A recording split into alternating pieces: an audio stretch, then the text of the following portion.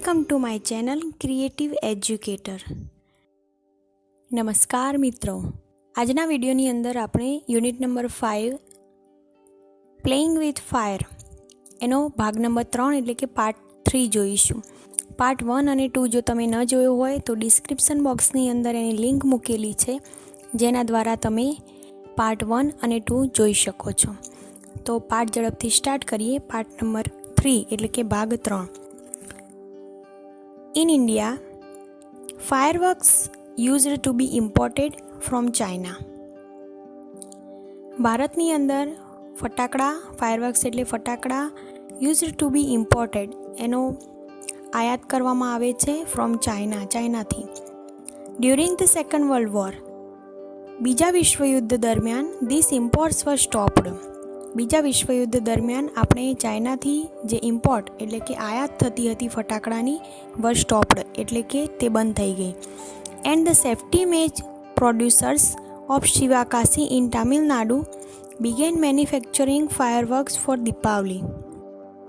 એટલે કે જ્યારે બીજા વિશ્વયુદ્ધની અંદર ચીનમાંથી આ ફટાકડા આયાત થતાં બંધ થઈ ગયા, ધ સેફ્ટી મેચ પ્રોડ્યુસર્સ એટલે કે દિવાસળીની સળી બનાવનાર જે ઉત્પાદકો હતા ઓફ શિવાકાશી ઇન તામિલનાડુના શિવાકાશી જગ્યાની અંદર જે આ બનાવનારા વ્યક્તિઓ હતા, ઉત્પાદકો, began manufacturing fireworks for Deepavali.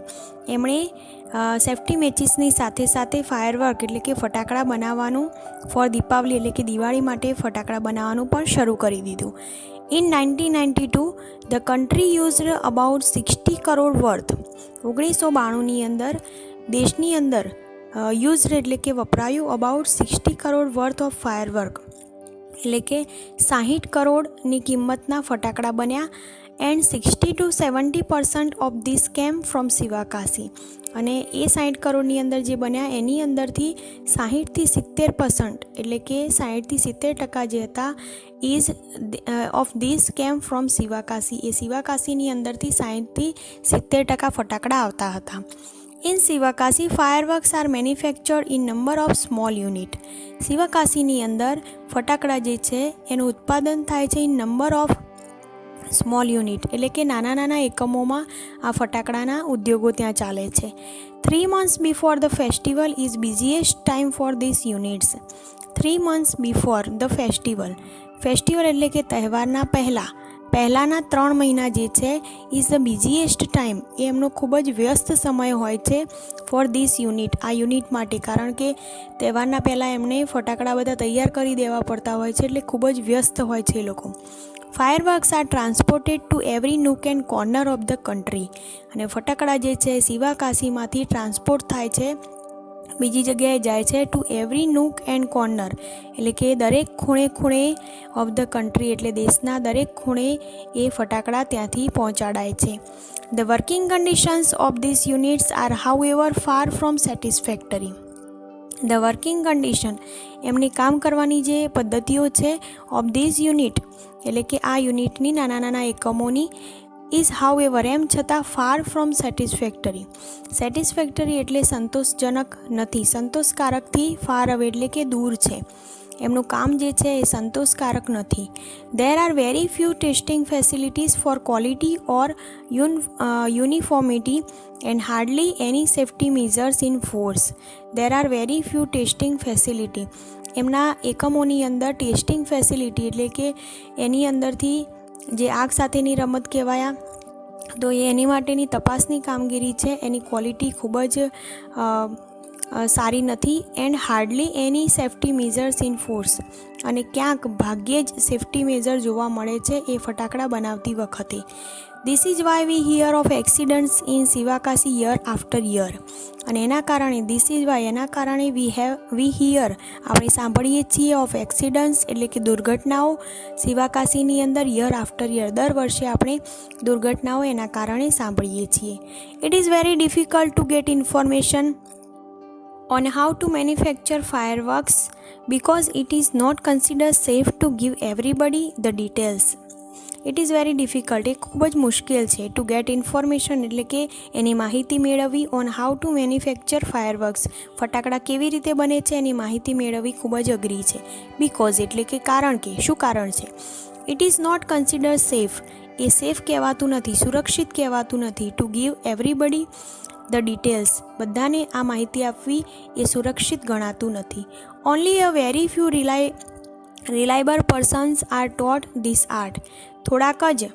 Only a very few, થોડાક જ રિલાયબલ એટલે કે જેના ઉપર ટ્રસ્ટ કરી શકાય, સત્ય હકીકત કહી શકાય એવા પર્સન્સને જ આર ટોટ ધીસ આર્ટ, આ આર્ટ એટલે કે કલા, ફટાકડા બનાવવાની કલા શીખવાડાય છે. In many countries fireworks are not allowed to be used by individuals. ઘણા બધા કન્ટ્રીઝ એટલે કે દેશોની અંદર ફાયરવર્ક જે છે એને અલાઉ કરવામાં આવતું નથી, એટલે કે પરવાનગી આપવામાં આવતી નથી to be used by individuals, એટલે કે વ્યક્તિગત રીતે વાપરવા માટે એને પરવાનગી મળતી નથી. ઓનલી કોમ્યુનિટી ડિસ્પ્લેસ, એટલે કે ફક્ત કોઈ સામૂહિક પ્રદર્શન, specially organised with the help of expert, એના એક્સપર્ટ હોય એની સાથે આ કોઈ સંસ્થા કામ કરતી હોય, આર એલાઉડ, એટલે કે એમને પરવાનગી અપાય છે. A great deal of care is taken for safety at this display. અને આ પ્રદર્શનોની અંદર પણ એમને ડીલ ઓફ કેર એટલે કે ખૂબ જ કાળજી લેવાય છે.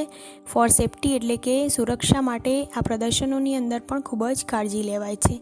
However since even children are allowed to play with fireworks in India. એમ છતાં, હાઉએવર એટલે એમ છતાં, સિન્સ ઇવન ચિલ્ડ્રન એટલે બાળકોને પણ એલાઉ એટલે પરવાનગી આપવામાં આવે છે two play with fireworks in India. એટલે ભારત જ એક એવો દેશ છે આખી દુનિયાની અંદર કે જેમાં બાળકોને પણ ફટાકડા માટેની પરવાનગી આપવામાં આવે છે. It is important to observe certain safety rules. અને એના કારણે ઇમ્પોર્ટન્ટ એટલે કે આપણે એ જાણવું જરૂરી છે to observe certain safety rules, એટલે કે એના માટે સુરક્ષાના જે નિયમો છે એ જાણવા જરૂરી છે. Fireworks should be stored, handle and lit with care. Fireworks જે છે એટલે કે ફટાકડા જે છે એ સ્ટોર્ડ એટલે કે એનો સંગ્રહ વ્યવસ્થિત થવો જોઈએ, હેન્ડલ એટલે કે એ આપણા નિયંત્રણમાં હોવા જોઈએ, એન્ડ લીટ વિથ કેર, અને એને જ્યારે પ્રજ્વલિત કરવાનું હોય ત્યારે ખૂબ જ કાળજી લેવી જોઈએ. દે should never B stored or unpacked near a flame, gas cylinder or heater. એમને કોઈ દિવસ નેવર એટલે ક્યારેય નહીં, ટુ બી સ્ટોર ઓર અનપેક્ડ એમનો સંગ્રહ જે છે એ કોની પાસે ન કરવો જોઈએ, અથવા તો અનપેક્ડ એટલે કે અડધા એ જે છે એની અંદર તૂટેલી હાલતની અંદર ન હોવા જોઈએ. નિયર અ ફ્લેમ એટલે કે સગડીની જોડે, ગેસ સિલિન્ડર ગેસની જોડે, ઓર હીટર એટલે કે જ્યાં સ્પાર્ક થઈ શકે, જ્યાં સહેજ પણ એનો તણખો લાગી શકે એવી જગ્યા હોય ત્યાં આ ફટાકડા ન રાખવા જોઈએ. One should never wear long loose clothes or nylon clothes when lighting crackers. કોઈ પણ વ્યક્તિએ નેવર એટલે ક્યારે, વેર એટલે ન પહેરવા જોઈએ, લોંગ એટલે કે લાંબા, લૂઝ ક્લોથીસ એટલે કે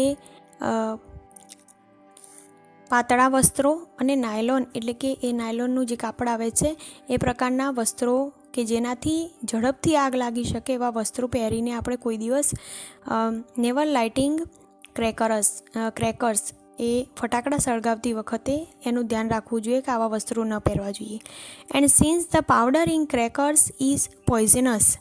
અને પાવડર જે છે, ગન પાવડર, એ ક્રેકરની અંદર એટલે ફટાકડાની અંદર જે ગન પાવડર આવે છે એ પોઈઝનસ એટલે કે ઝેરી હોય છે. એના કારણે they should never be carried loose in your pocket or your hand.